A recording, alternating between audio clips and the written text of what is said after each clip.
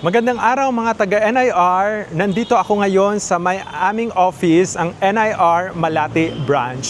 Madali lang itong puntahan para sa mga nag-a-apply papuntang Hong Kong. Itong branch namin dito sa Malate is more on siya sa mga Hong Kong applicants. Kaya kung nagbabalak ka na bumalik sa Hong Kong o first time mo mag-apply papuntang Hong Kong, pupunta ka na dito. Baba ka lang ng LRT1 Pedro Hill Station at lakad sa may General Malbar Street, makikita mo na ang aming NIR office. Mamaya ipapakita ko sa inyo ang loob nitong NIR Malate Branch. Kaya kung ikaw ay 24 to 43 years old, first time, ex-abroad, ex-Hong Kong at gusto mong pumunta sa Hong Kong, drop by ka lang dito sa may NIR Placement Center. Kagaya ng sinabi ko kanina, madali lang tong hanapin. Baba ka lang ng LRT1 Pedro Hill Station at lakad sa General Malbar Street. Ang pinaka-requirements lang is passport, tapos ipapamedical kayo dito sa aming office. Ayan. Ang target natin is tapusin ang kontrata at mag-renew. Kaya kung ikaw ay pursigidong tulungan at magkaroon ng magandang future para sa iyo at para sa pamilya, NIR is your best partner to achieve that goal. Kaya sa mga aplikante din na may mga employer na nirekomenda ang mga kamag-anak sa Hong Kong, pwede rin namin siyang i-process. Punta lang kayo dito at hanapin ang isa sa mga staff dito para mai-assist kayo. One-stop shop dito sa NIR Placement Center, Malate Branch. Ayan, ito na yung pinaka-office namin sa loob, ang NIR Placement Center Incorporation, Malate Branch. Ayan.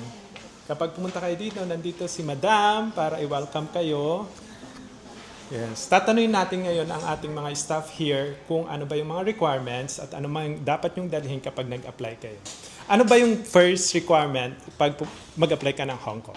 Kailangan po sir is passport and then 24 to 43 years old sa mga applicants po namin na kailangan. Tumatanggap ba kayo ng first-timer? Yes po sir, first timer and then ex-abroad po is welcome po dito.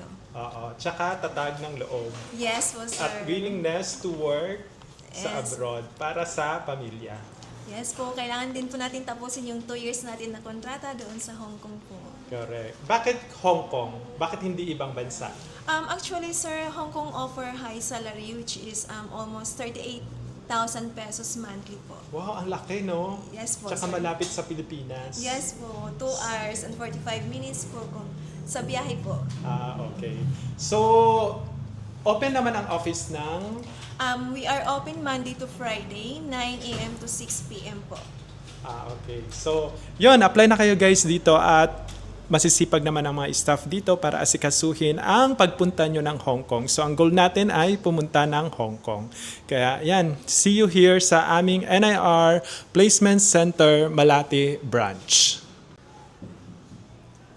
Ayan, dito sa NIR, nagkahandak din kami ng every week na interview with our broker. So, anytime pwede kayong pumunta dito, asikasuhin namin yung buy data nyo. So, today, meron kaming mga interview at ito ang mga aming aspiring applicants na, alam mo yun, gusto pumunta sa Hong Kong para magkaroon ng magandang future. Ayan, good luck sa inyo mga ate at kita-kita tayo saan? Sa Hong Sa Hong Kong. See you sa Hong Kong.